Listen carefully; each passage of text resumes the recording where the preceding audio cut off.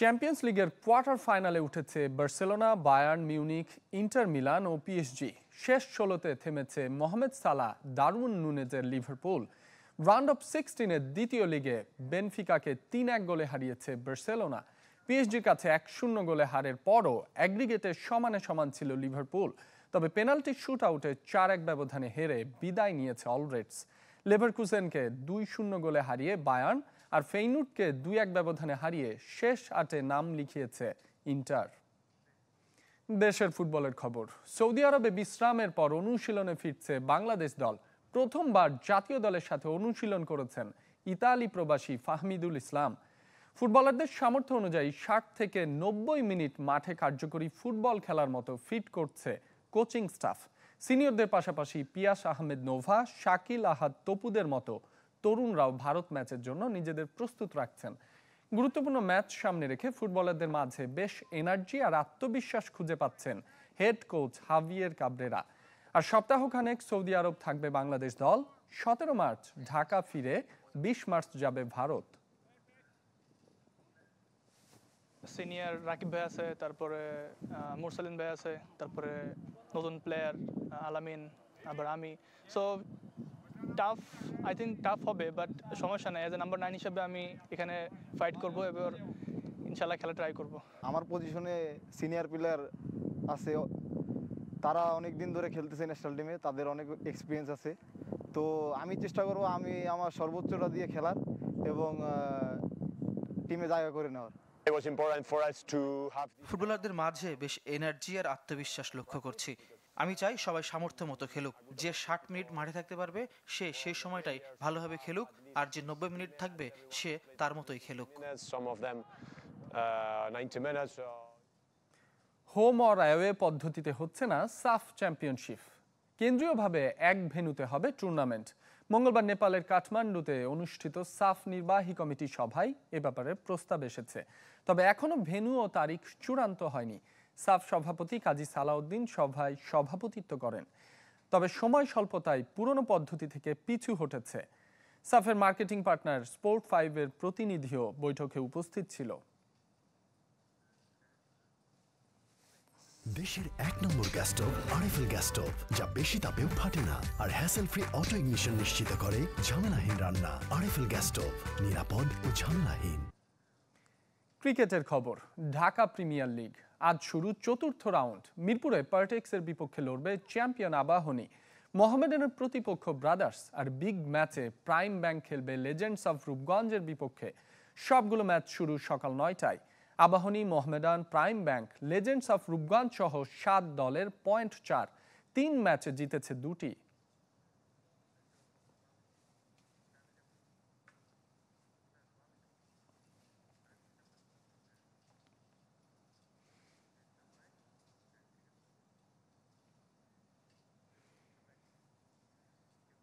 আবাহনীর হয়ে জ্বলে উঠতে প্রস্তুত নাহিদ রানা। সময়ের আলোচিত আর গতিময় পেসার নিজের পারফরমেন্স দিয়ে দলকে সাফল্য এনে দিতে চান। রমজানে নিজেকে ফিট রাখার কৌশলও জানিয়েছেন চাপাই এক্সপ্রেস। ম্যাচের দিন রোজা না রাখলেও বিশ্রাম আর অনুশীলনের দিনগুলোতে ঠিকই রোজা রাখেন নাহিদ রানা। রমজান মাসে ক্রিকেট খেলায় নিজেকে ফিট রাখতে বাড়তি মনোযোগী চাঁপাইনবাবগঞ্জ এক্সপ্রেস। প্র্যাকটিসে সবসময় চেষ্টা করি যে রোজাটা কেমনে রাখা যায়, কারণ আমরা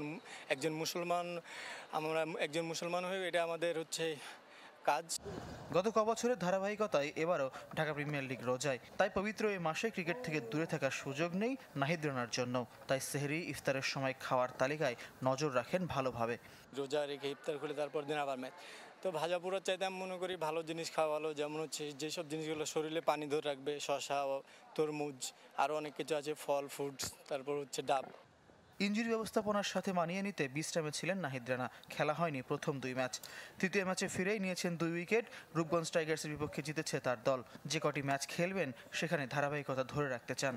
আমি এর আগে ম্যাচগুলো যেভাবে সাকসেস পাইছি কিংবা যেভাবে খেলছি ওই সেম সিচুয়েশন কিংবা সেম প্ল্যানে আসি।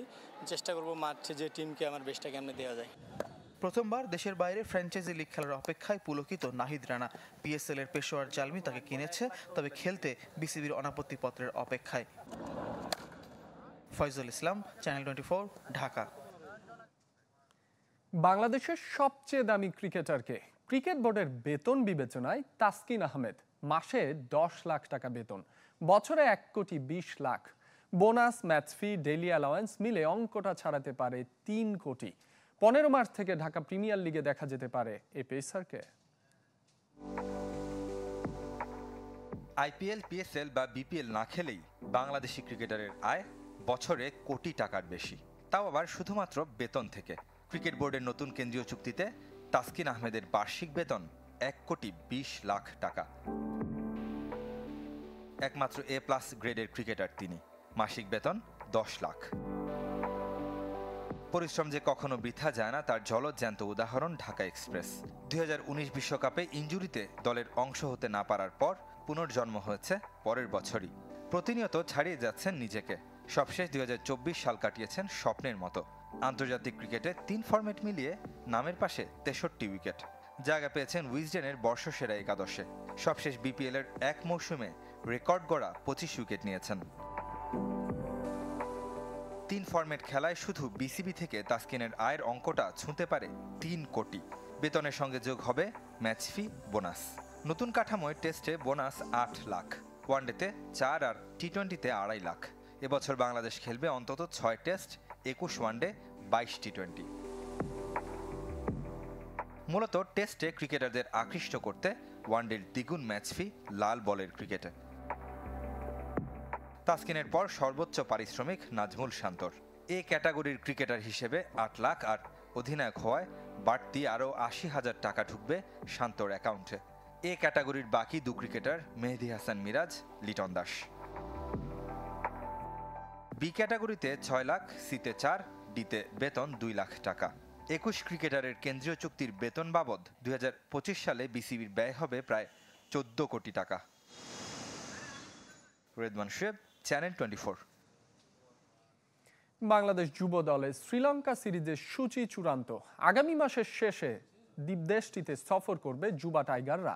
সফরে 6টি ওয়ানডে খেলবে বাংলাদেশ অনূর্ধ্ব-19 দল। প্রথম ওয়ানডে 26 এপ্রিল, শেষ ম্যাচ 8 মে। সবগুলো ম্যাচ হবে হাম্বানটোটায়। দেশে ফিরেছে চ্যাম্পিয়ন্স ট্রফি জয়ী বেশ কয়েকজন ভারতীয় ক্রিকেটার, তবে শিরোপা উদযাপনের সুযোগ নেই। 22 মার্চ শুরু হচ্ছে আইপিএল এর 18তম আসর। টুর্নামেন্ট কেন্দ্র করে ইতোমধ্যেই চেন্নাই সুপার কিংসের সাথে যোগ দিয়েছে রবীন্দ্র জাদেজা। আর চ্যাম্পিয়ন্স ট্রফিতে সুযোগ না পেলেও দেশের হয়ে খেলা সবচেয়ে আনন্দ দেয় ঋষভ পন্থকে। ইনজুরিতে 6-7 ম্যাচ খেলা হবে না লখনৌ পেসার মায়াঙ্ক যাদবের। 2 বছরেরও কম ব্যবধানে 4 ফাইনাল, যার দুটিতে সফল রোহিত শর্মার দল। চ্যাম্পিয়ন্স ট্রফি জিতে ইতোমধ্যে ভারত ফিরেছেন চ্যাম্পিয়ন ক্রিকেটারদের বেশ কয়েকজন। তবে এবার আর নেই উদযাপনের বাড়াবাড়ি, যেমনটা ছিল গেল টি-20 বিশ্বকাপের পর। যার পেছনের কারণ সামনের আইপিএল।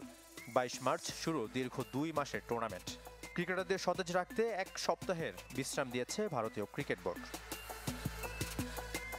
এরই মধ্যে চেন্নাই দলের সাথে যোগ দিয়েছেন রবীন্দ্র জাদেজা, যাকে স্বাগত জানিয়েছে সুপার কিংস।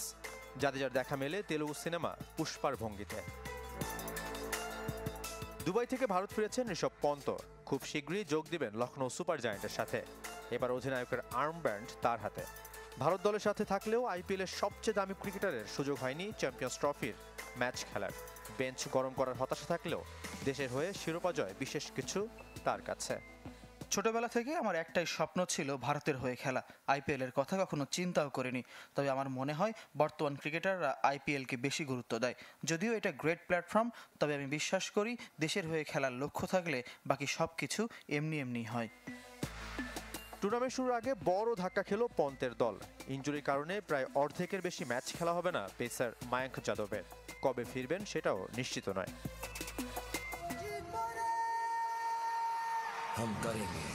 এদিকে ট্রফি ট্যুরের অংশ হিসেবে কলকাতায় পৌঁছেছে আইপিএল শিরোপা। হলুদ ট্যাক্সিতে করে শিলিগুড়ি, দুর্গাপুরের পর কলকাতায় ট্রফি। এখানেই স্বাগতিক কলকাতা ও রয়্যাল চ্যালেঞ্জার্স বেঙ্গালুরুর ম্যাচ দিয়ে শুরু হবে আইপিএল এর 18তম আসর। শাফাত মিদুল, চ্যানেল 24। টেস্ট ক্রিকেটের 150 বছর পূর্তির আয়োজন আগেই চূড়ান্ত ছিল, তবে এবার তাতে যুক্ত হলো গোলাপি বলে দিবারাত্রি টেস্ট। 2027 সালের মার্চে হবে অস্ট্রেলিয়া ইংল্যান্ড এই টেস্ট। ঠিক 150 বছর আগে 1877 সালে যে মাঠে যে তারিখে শুরু হয়েছিল টেস্ট ক্রিকেটের পথচলা, সেখানে সে দু দলের ম্যাচ দিয়েই তা উদযাপনের ব্যবস্থা করছে ক্রিকেট অস্ট্রেলিয়া। মেলবোর্ন ক্রিকেট গ্রাউন্ডে 11 মার্চ শুরু হয়েছিল প্রথম টেস্ট। গোলাপি বল ও দিবারাত্রি টেস্টের যাত্রা শুরু হয়েছিল অস্ট্রেলিয়া থেকেই। 150 বছর পূর্তির আয়োজনকে স্মরণীয় করে রাখতে ও সময়ের পার্থক্যের কারণে ইংল্যান্ডের দর্শক টানতে এমন উদ্যোগ বলে জানিয়েছে স্বাগতিকরা। ম্যাচের ঠিক 2 বছর আগে এমন সিদ্ধান্তের কথা ঘোষণা করল অস্ট্রেলিয়া। 2030 থেকে 31 সাল পর্যন্ত মেলবোর্ন ক্রিকেট গ্রাউন্ডের সাথে ক্রিকেট নিয়ে চুক্তিও করেছে তারা। উন্নত প্রশিক্ষণের জন্য ক্রীড়া উপদেষ্টার কাছ থেকে 25 লাখ টাকা অনুদান পেল কাবাডি ফেডারেশন। মঙ্গলবার ক্রীড়া পরিষদ সভাকক্ষে এশিয়ান নারী কাবাডিতে ব্রোঞ্জ জয়ী বাংলাদেশ নারী দলকে সংবর্ধনা দিয়েছে ক্রীড়া মন্ত্রণালয়। সে অনুষ্ঠানে পদকজয়ীদের অভিনন্দন জানানোর পাশাপাশি ক্রীড়া উপদেষ্টা আসিফ মাহমুদের পক্ষে অনুদানের ঘোষণা দেন ক্রীড়া সচিব রেজাউল মাকসুদ জাহেদি। অনুষ্ঠানে ক্রীড়া পরিষদ সচিব আমিনুল ইসলাম, ফেডারেশন সহ সভাপতি হাফিজুর রহমান খান, সাধারণ সম্পাদক SM নেওয়াজ সোহাগ সহ কর্মকর্তারা উপস্থিত ছিলেন। এর আগে নেপালের বিপক্ষে সিরিজ জেতায় পুরুষ দল এবং এশিয়ান কাবাডিতে ব্রোঞ্জ জেতায় নারী দলকে 5 লাখ টাকা করে অর্থ পুরস্কার দিয়েছে ফেডারেশন।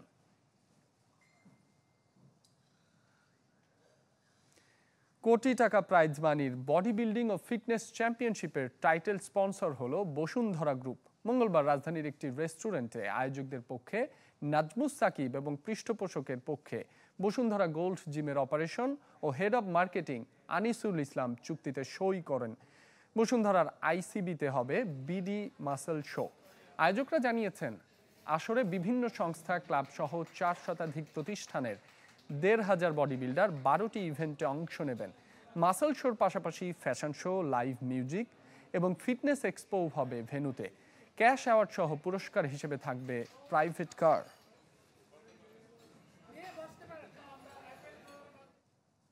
এই ছিল কুল স্পোর্টস 24 এর এখনকার আয়োজনে। খেলা সব আপডেট ও রিপোর্টগুলো দেখতে ভিজিট করুন আমাদের ফেসবুক পেজ facebook.com/sports24team ও ওয়েবসাইটে। এতক্ষণ সাথে থাকার জন্য সবাইকে ধন্যবাদ।